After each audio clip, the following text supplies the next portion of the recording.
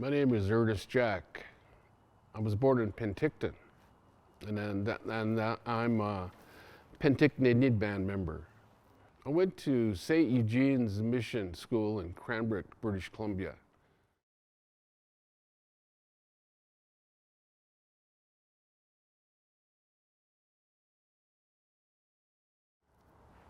I remember there was times when I was at that school that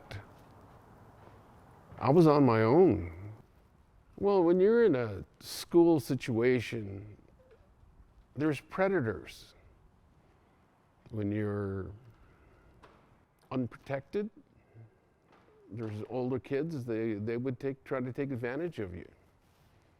So that part of my life, it affected me. And just to talk about that, when I was in the first grade,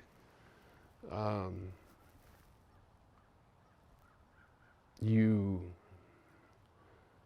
all dress the same, like they dress you the same. You're not allowed to wear your own clothes.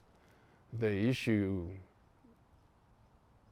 school clothes and shoes. And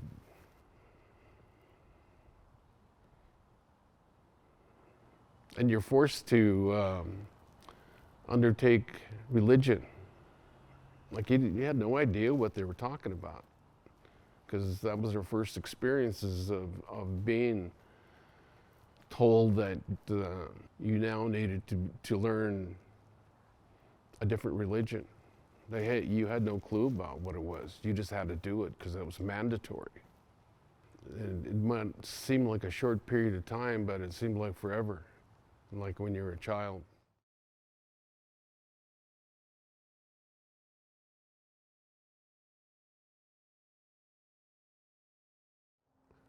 I'm a spiritual person just because that's part of our culture.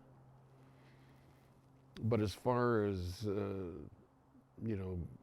considering that religious, no. I'm spiritual, that's it. Certainly be more in touch with your cultural roots, your language, because that was taken away from us. We were hammered on if we spoke our language. And it got so that the fear, like even all these years later, like I'm trying to learn my language again. And there's still some things that, that interfere with that because, like it's hard for me to say it in public, to speak it. Yet I've heard it, a lot of my life. There's a lot of the language that's still, I can understand it and say it, but I know that was a negative aspect of being from that school.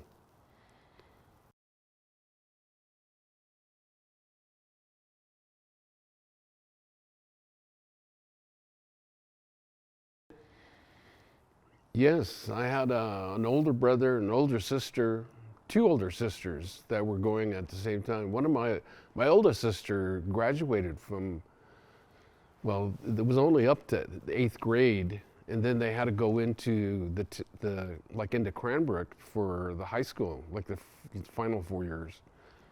And she was able to graduate from high school there. And then I had a younger brother who was in the 1st grade when we went. They didn't want you to associate with your family. I heard them talk about their experiences, and I didn't want to share mine. I don't think they experienced what I experienced.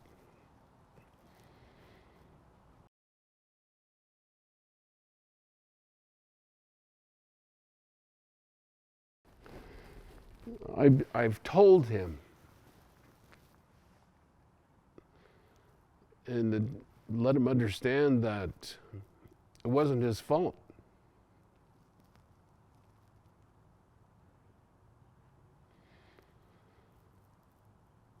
That there was no way that he could have done things much different. Because when you're 6,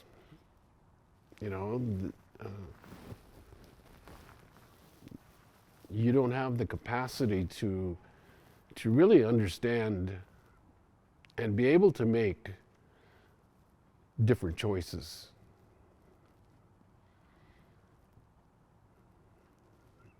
But more importantly,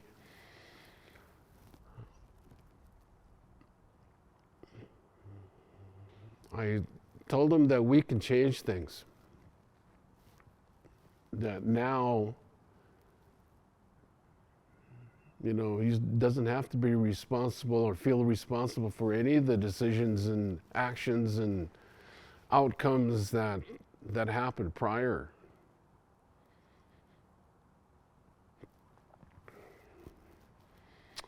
And that although I made a ton of mistakes in overcoming all those issues,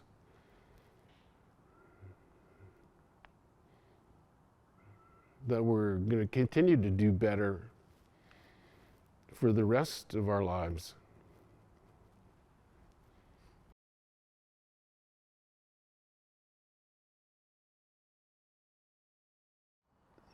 Just about everyone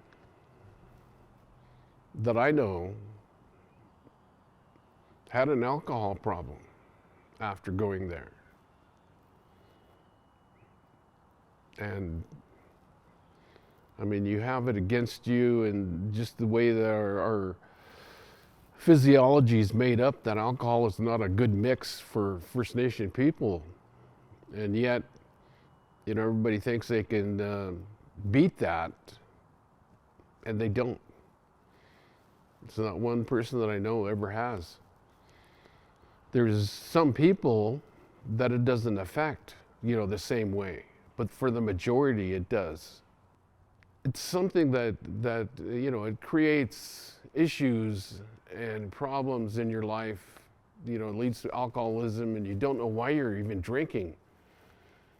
You don't know why you're using drugs, or you don't know why you're doing any of the things that you do. And it took till I was 37. That's when I got sober. And then I went to treatment. Had no idea why I wanted to be so clean. But it was trying to wash away those experiences that I had with some of those predators.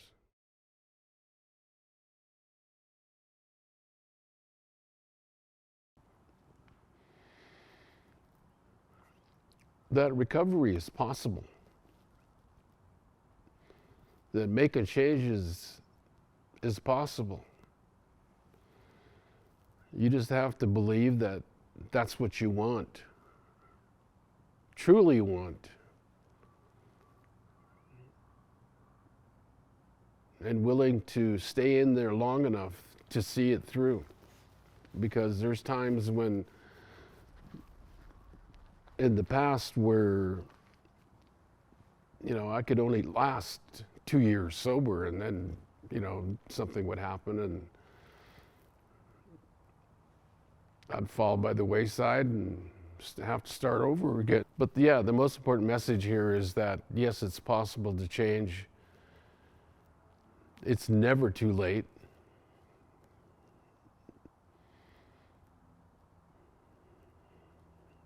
It's just that you have to be, it's always important to know that you have choices, and you can find the help. It's out there. I think that some people, they can't get over their anger. Because I remember being angry for a long time and frustrated because it was something that I had no control over. And that just pissed me off to no end. And finally understanding that it wasn't my fault. And that, you know, and that I didn't have to beat myself up continuously and try to harm myself continuously. And that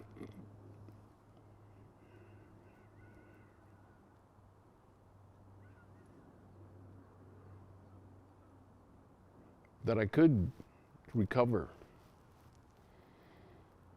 and have. And each day I'm thankful for each day I'm given. Because, like I said, a lot of my friends have all passed, and I think to myself, well, you know, what's the difference? Why am I still here and they're not? And basically the reason is that I started my journey to sobriety, with sobriety and maintaining it for, like I said, 37 years. That makes a difference.